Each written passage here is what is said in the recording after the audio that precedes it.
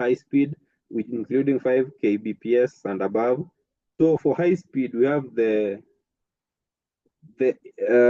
how do I say it? The most important parts like the engine, steering, and braking system. You know that those are the most important parts of a vehicle. Like and the transmission control, which are four. They have been summarized here. So this line here, this is the CAN bus. This is the connector, the CAN bus. For this, you can see that this is the gateway. So everything has been summarized below. You can see this CAN here, that this is relatively low because it's only, its purposes are minimized because it's just used for transmission of GPRS, radio, audio visuals, and CDs, etc. Here, this is relatively faster because this is where the car door lock is. We have the lights here, we have the safety system here. So basically, these are the parts of the CAN, and they are divided in basically on high and low. So after looking into the CAN network, we analyze the threats, the threat matrix. So analyzing the threat matrix, we use we use four components.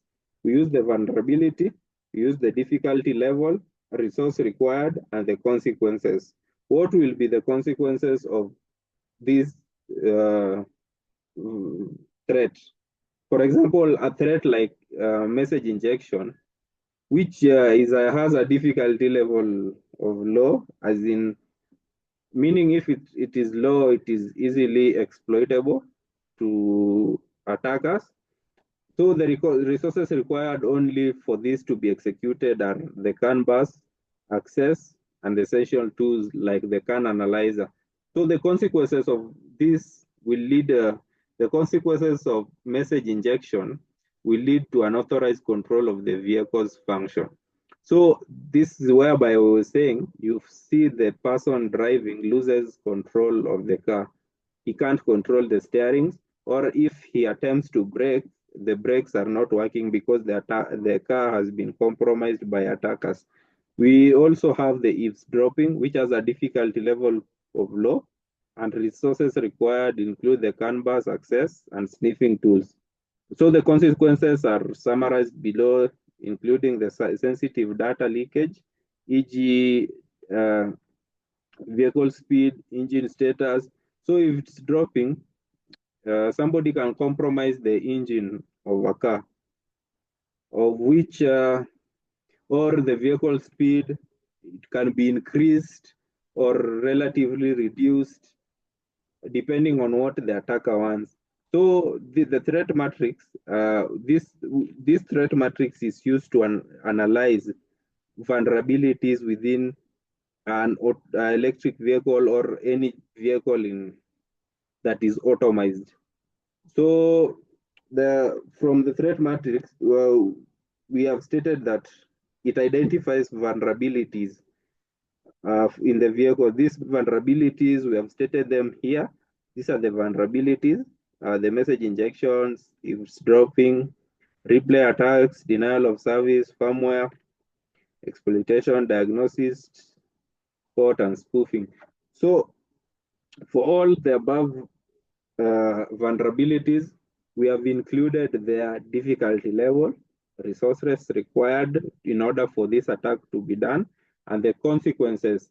These are the results that will lead after these are the consequences of the result from the attack of each.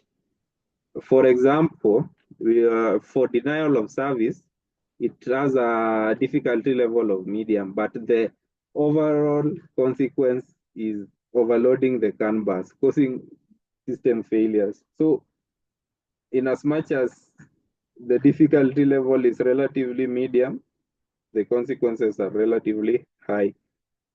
So the threat matrix has been summarized. Uh, then we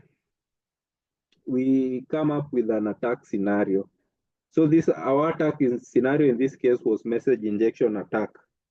So message injection attack, uh, involves an attacker accessing the CAN bus through diagnostics port using tools like CAN analyzer to send malicious commands.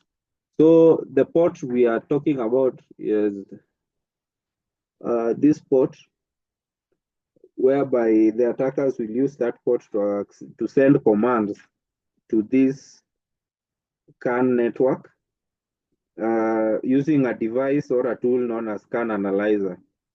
So this will definitely lead